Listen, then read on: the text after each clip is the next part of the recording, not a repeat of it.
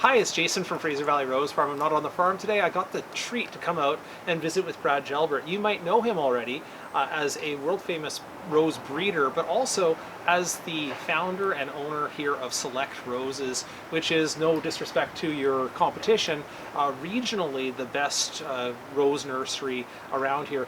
Western Canada and probably spreading down to the US all the way to Spokane before you get anything that's that even holds a candle to it. So I appreciate that. Thank you very much. 34 years this year. 34 years, yeah. And his breeding is distributed by many of the larger rose producers and sellers, including heirloom roses in the U.S., Chambly in the U.S., and then we're in New Zealand, Australia, the U.K., and Netherlands now. Wow. All right, so he's been kind enough to show me around, and I'm afraid it isn't the right time of year to show off his nursery to its best advantage, but he's going to give me some pictures I can insert as we walk around, look at the plants, and look at what he's got going on here. Is this where you do your breeding, like these greenhouses? Yep. This is where the young plants live? Yeah, that was the first greenhouse I built in 1990. So that we germinate the seedlings from the hybridizing work, and at my peak I was doing 5,000 to 10,000 a year seedlings. Now I've backed off on that because I'm getting too old, but we'll do a few thousand a year, and then out of those few thousand you're going to test them over a 10-year period. So the greenhouses that you see here are different than the outside roses. Most of what's in the greenhouse is seedlings and hybrids. Okay, wow. So if you're doing 10 years of evaluation, that is a lot of work. Time. Yeah, long time before you get a good rose. You know, Jason, we have some that I made that cross probably 12 years ago, and we're still looking at it. Heirloom might think now, okay, Brad, we want to introduce it, and that's in 2026. So yeah, wow. It's a long ways down. You want to take a peek at the babies? Yeah, may as well. So I'll show you what baby seedlings look like just germinated. So these are ones coming up. So this is a little baby rose. These will bloom probably by May or June. And this is a cross out of a rose called Blue for You. And there'll be, we probably put 50 seeds sprinkled in there. Sometimes you get really great germination. Other times we'll take a peek at this one. Looks like lots are coming up in there. Oh yeah, okay, yeah. Perfect. And this is the time of year they come up.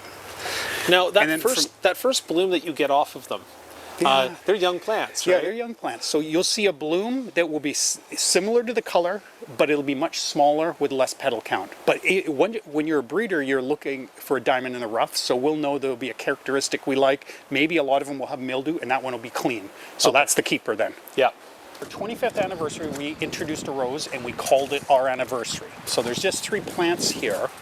It is a deep plum red. I'll send you some nice flowers of it, wintered perfectly, and it just grows short and bushy like this, but it makes magnificent flowers, beautiful scent to it, great foliage. When we send it to the trials, it's in the UK, it's in the US, everybody says it has the best foliage they've ever seen on a rose. So we're really proud of that one. And that's our anniversary. The tag for it. Yep. In other parts of the world, they call it as good as it gets. Okay. I'll have to be on the lookout for that one. Oh, if you want to plant, I'll give you one. Get it planted in your garden there. We'll have some out back.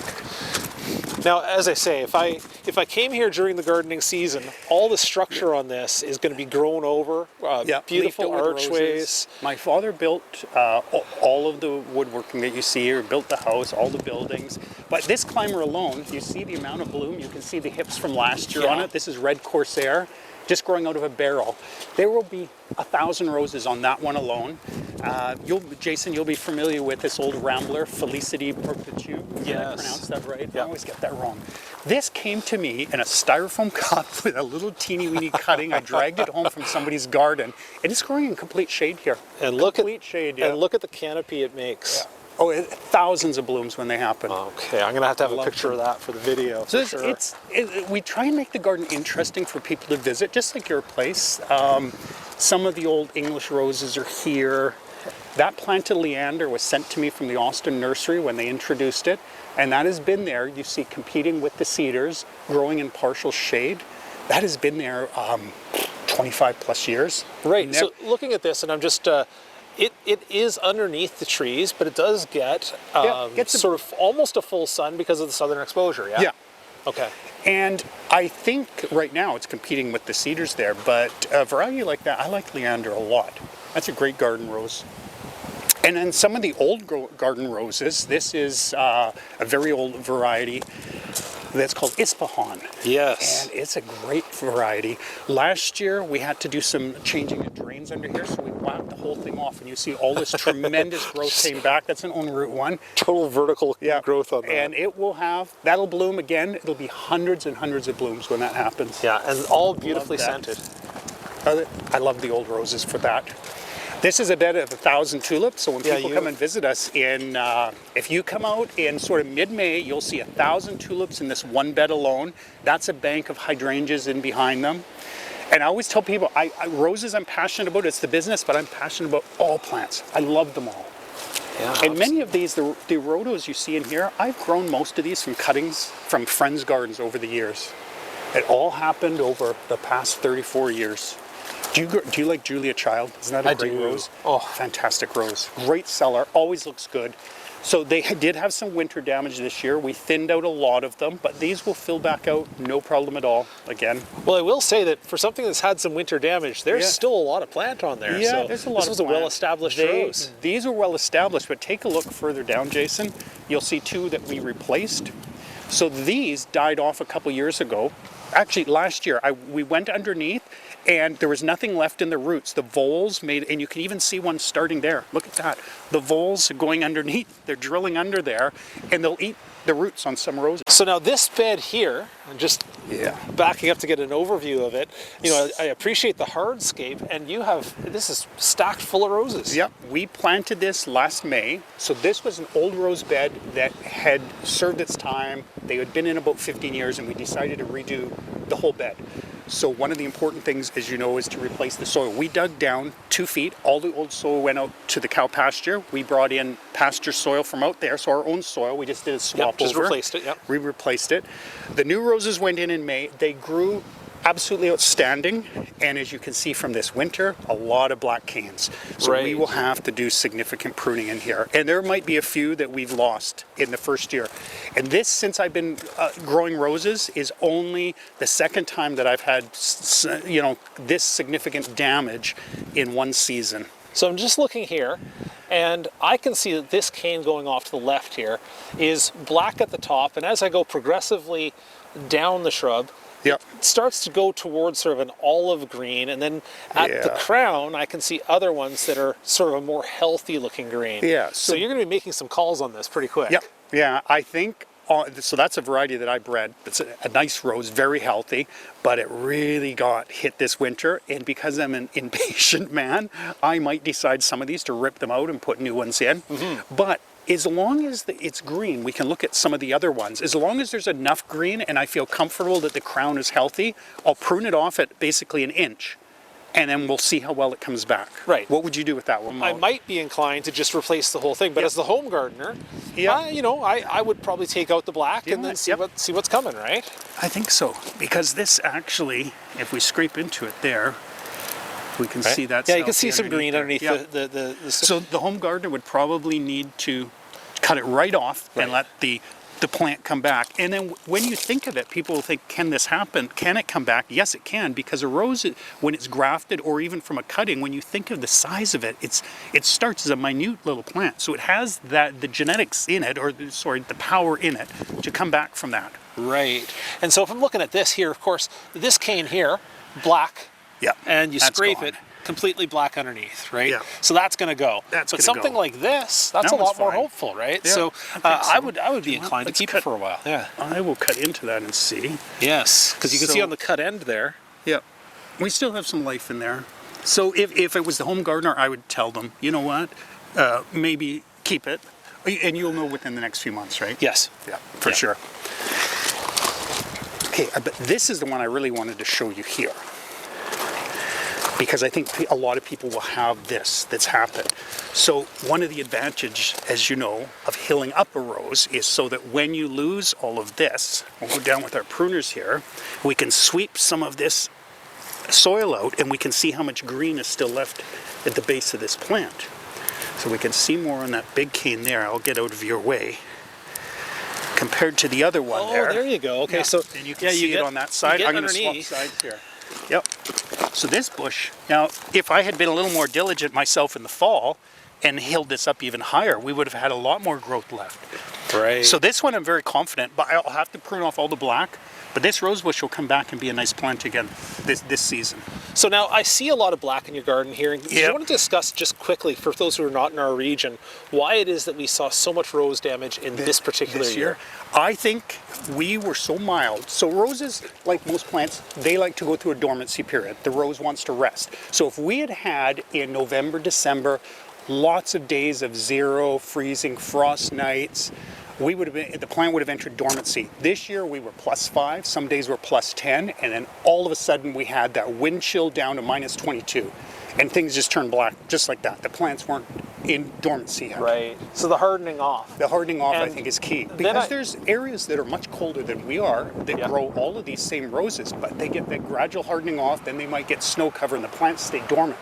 Right. Our plants still had sap flowing through the stems. So Perfect. And the other thing I wanted to just re-emphasize is in that bed over there where we saw the Julia Childs, the big, well-established existing roses took it fine. Have a much better chance. Yeah. And look at these. So here we are in the same bed. These plants we left. Now this is a different variety, but you can see they're not black to the ground. This is called Sunny Sky, great variety. And they're not here nearly as much as the other ones. So the growth is fine in them. And you'll still see some of the growth like this, but we want to prune them down to a couple feet anyways. A lot of times people ask us, can you grow a climbing rose in a container? Absolutely. So this is a big old container that we had somewhere else. This is a fragrant variety, a Cortez one, really healthy, called Laguna. Yes. We had to move it to another spot. And what I did is I cut off the bottom of the container so the roots could go down, and I just sat the actual pot there, and it gave it kind of a new lease on life because now it could take off a little bit more, get into the ground. I really like that variety. Do you sell this one? I do. Yeah. I have Laguna. I produce that one en route, and every time I see it at the garden, in the gardens, always looks wonderful. Yeah. There's something kind of fun to look at. This rose planted itself. This is a seedling. When it bloomed, I could tell it's a Kifskate type rose. So we do have Kifskates and other ramblers on here. But that seedling planted itself 3 years ago. So it blooms in a massive cloud of white. Now it's coming up over the old stump. And I decided it's doing so well, it planted itself there. I've just left it there. You know, I have a nice big space for roses, but I haven't dared to do anything related to Kifskate yet. It's just so big. They are big. Oh, I'll show you. We bred one out of Kifskate. So we named this rose. Wait till you see how far it is up in the cedars. We named this rose for somebody in the family that owns Butchart Gardens. So they wanted to commission a rose.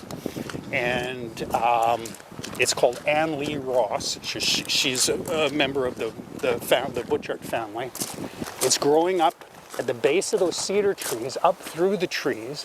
You see it up to the top there? Oh my, hang on. I'm gonna see if I can scan up here because people do ask this question, can you grow a rambler that grows up a tree and have both remain healthy? And I guess it does pose its challenges. Yeah, but it can. Yeah, the right one it can. And there's also an old plum tree that's mixed in with it too. So we have a plum tree that seeded itself. You see the stem of the plum tree up in there.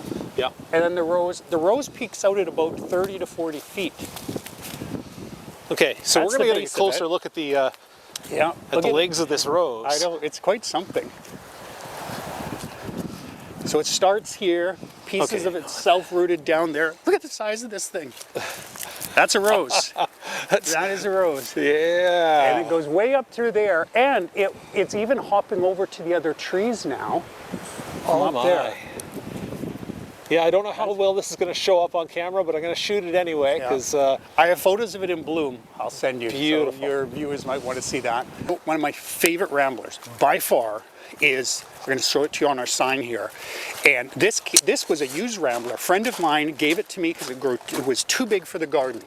So it's called City of York. Fantastic rose. And the other year, we had to take all the wood out to replace the sign. And in one season, it's right up to the top again. You see how much is coming over from here?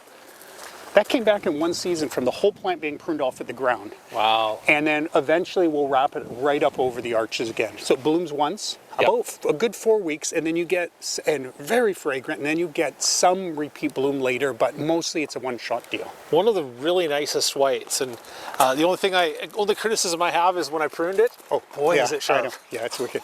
Oh, well, when it had thick old canes like the other one, so my sister and I were pruning this, I was over here, one of the canes fell down, and there's actually a dent in my head. It smashed me on the top of the head, and I still have the dent in my head from that. Well, you see, that would be the rose to do it. Yeah.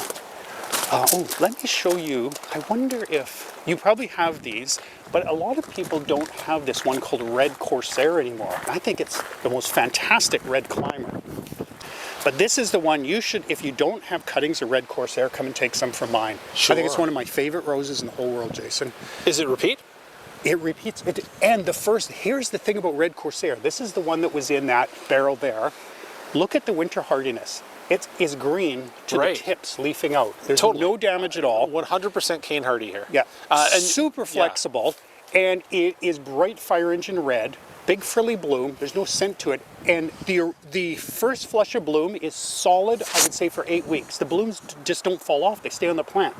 You then cut them off, and you get another solid bloom again. So you get excellent repeat. Plus, the first bloom lasts forever, so you don't have to be deadheading every second day. I love Red Corsair. One of my favorite Cortez roses, and no mildew, no black spot. It's so healthy. Beautiful landscape here.